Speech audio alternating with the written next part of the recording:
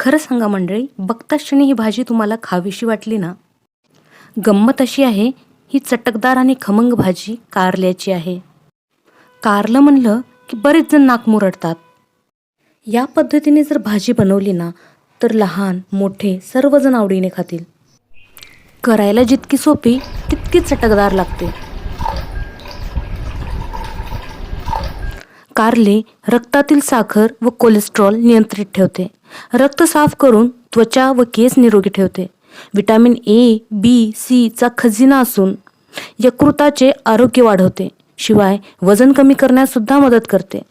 फक्त हे कडू आहे म्हणून खायचे नाही, हे बरोबर नाही.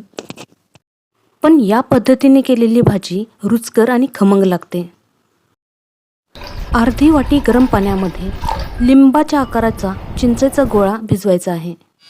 कारले स्वच्छ पाण्याने धुवून कापडाने पुसून या कारल्याचे पातळ पातळ काप करून घ्यायचे आहे. कारल्यामधील हे निब्बर बिया काढून टाकायच्या आहेत.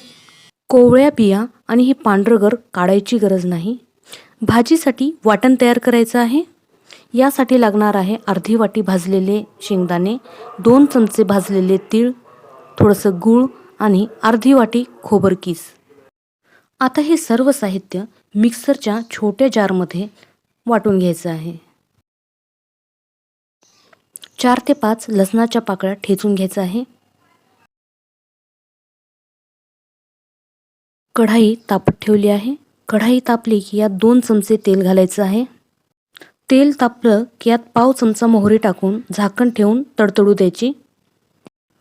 मोहरी छान तडतडली की याच्यामध्ये पाव चमचा जिरे, ठेचलेलं लसूण आणि कढीपत्त्याची पानं टाकायची. लसूण आणि कढीपत्ता तेलात छान परतून घ्यायचा. आता यात कारल्याचे काप टाकायचे.